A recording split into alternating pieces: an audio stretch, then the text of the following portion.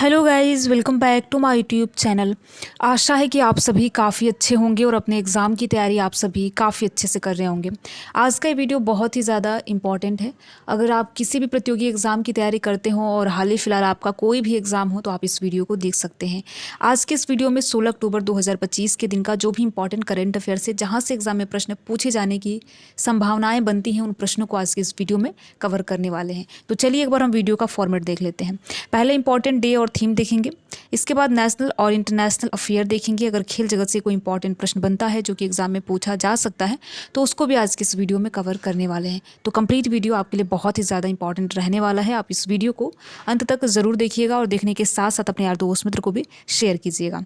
चलिए पहला प्रश्न देखते हैं। पहला प्रश्न है, नौसैनिक अभ्यास समुद्र शक्ति के 5वें संस्करण में कौन से 2 देश भाग ले रहे हैं। इसमें आपको ये बताना है कि समुद्र शक्ति के 5वें संस्करण में कौन 2 देश भाग ले रहे हैं। पहला ऑप्शन है भारत और जापान, बी ऑप्शन है भारत और इंडोनेशिया, सी ऑप्शन है भारत और श्रीलंका, डी ऑप्शन है भारत और ऑस्ट्रेलिया। तो आपको याद रखना है कि नौसैनिक अभ्यास समुद्र शक्ति के 5वें संस्करण में भारत और इंडोनेशिया ये 2 कंट्री भाग ले रहे हैं, यानी कि बी ऑप्शन सही है। ठीक है, आपको याद रखना है। साथ ही साथ यह एक संयुक्त द्विपक्षीय अभ्यास है जो कि विशाखापत्तनम में आयोजित किया जा रहा है। तो आपको जगह का नाम याद रखना है, जगह का नाम भी पूछ लिया जाता है। तो विशाखापत्तनम में आयोजित हो रहा है समुद्र शक्ति का 5वां संस्करण। ठीक है, तो आपको याद रखना है। चलिए आगे बढ़ते हैं, अगला प्रश्न देखते हैं।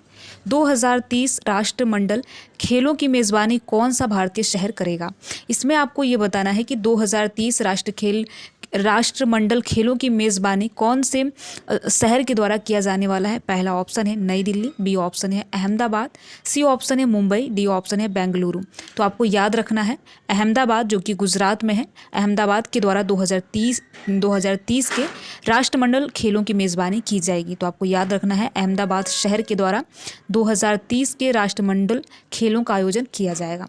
तो बी ऑप्शन सही है। चलिए आगे बढ़ते हैं, अगला प्रश्न देखते हैं। किस संगठन ने हाल ही में लिविंग प्लैनेट रिपोर्ट जारी की है। इसमें आपको उस संगठन का नाम बताना है जिसने हाल ही में लिविंग प्लैनेट रिपोर्ट जारी की है। पहला ऑप्शन है वर्ल्ड वाइड फंड, ठीक है, फॉर नेचर, बी ऑप्शन है वर्ल्ड बैंक, सी ऑप्शन है संयुक्त राष्ट्र विकास कार्यक्रम, डी ऑप्शन है संयुक्त राष्ट्र पर्यावरण कार्यक्रम। ठीक है, तो आपको बताना है कि लिविंग प्लैनेट जो रिपोर्ट है किस संगठन के द्वारा जारी किया जाता है। आपको याद रखना है लिविंग प्लैनेट बहुत ज़्यादा इंपॉर्टेंट है।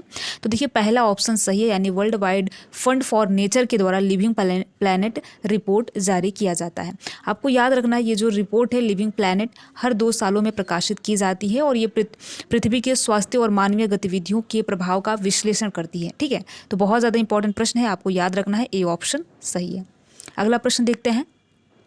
अगला प्रश्न है, जैलेड वन्यजीव अभयारण्य जो तेल अन्वेषण के कारण समाचारों में देखा गया था किस राज्य में स्थित है। आपने जैलेड वन्यजीव अभयारण्य का नाम जरूर सुना होगा अगर आप न्यूज़ वगैरह देखते होंगे तो ये देखिए तेल खोज को लेकर काफ़ी न्यूज़ में था, यानी कि तेल अन्वेषण को लेकर काफ़ी न्यूज़ में था। तो ये किस राज्य में स्थित है आपको ये बताना है।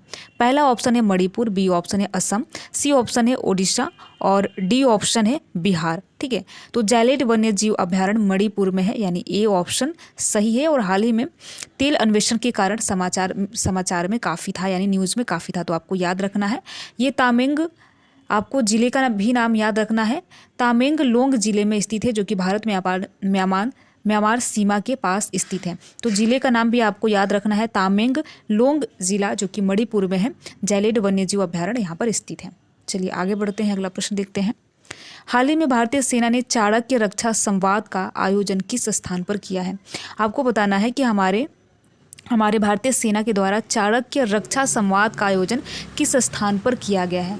पहला ऑप्शन है चेन्नई, बी ऑप्शन है जयपुर, सी ऑप्शन है गुरुग्राम और डी ऑप्शन है नई दिल्ली। ठीक है, डी ऑप्शन है नई दिल्ली। तो आपको याद रखना है चाणक्य रक्षा संवाद का जो आयोजन है ये नई दिल्ली में हुआ है, यानी डी ऑप्शन सही है। बहुत ज़्यादा इंपॉर्टेंट प्रश्न है, आपको याद रखना है, ऐसे ये प्रश्न एग्जाम में पूछे जाते हैं। चलिए आगे बढ़ते हैं, अगला प्रश्न देखते हैं।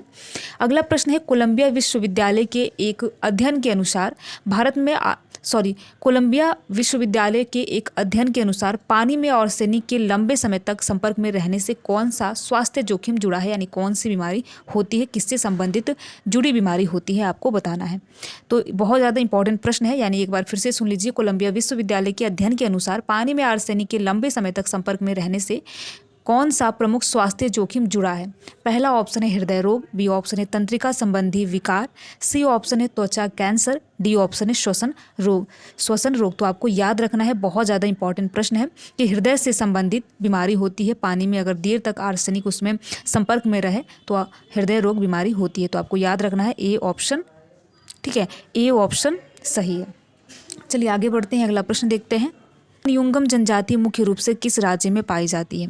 इसमें आपको ये बताना है कि खिया मनियुंगम जनजाति मुख्य रूप से किस राज्य में पाई जाती है? पहला ऑप्शन है बिहार, बी ऑप्शन है झारखंड, सी ऑप्शन है मणिपुर, डी ऑप्शन है नागालैंड।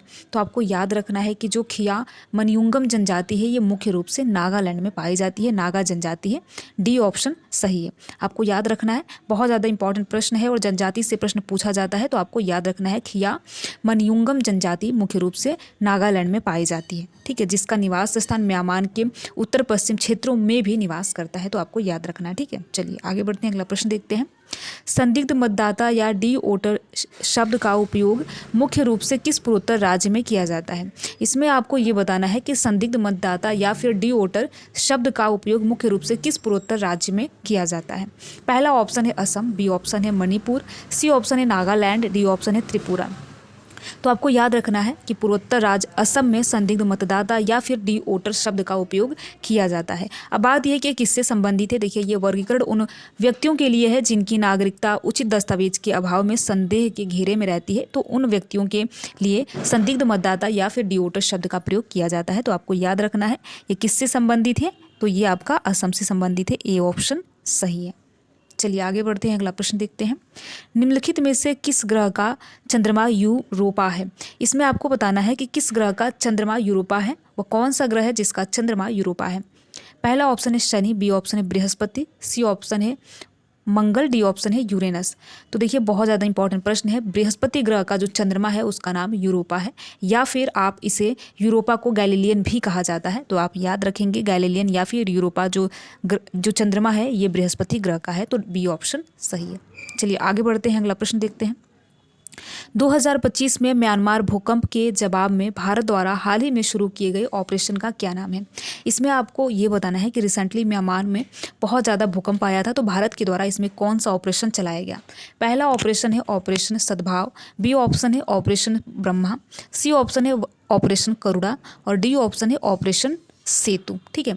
तो आपको याद रखना है कि 2025 में म्यांमार में आए भूकंप के जवाब में भारत सरकार के द्वारा ऑपरेशन ब्रह्मा को चलाया गया, यानी कि बी ऑप्शन सही है। ऑपरेशन ब्रह्मा आप सभी को भूलना नहीं है, तो बी ऑप्शन सही है।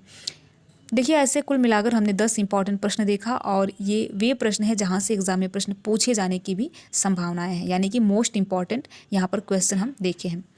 अगर आप वीडियो में किसी भी प्रकार का कोई सुधार चाहते हैं तो कमेंट बॉक्स में हमें बता सकते हैं। वीडियो में लास्ट तक बने रहने के लिए आप सभी का बहुत बहुत धन्यवाद। अगर आपको ये वीडियो अच्छा लगा हो तो वीडियो को आप लाइक कर सकते हैं और लाइक करने के साथ साथ अपने यार दोस्त मित्र को भी शेयर कर सकते हैं। Thank you.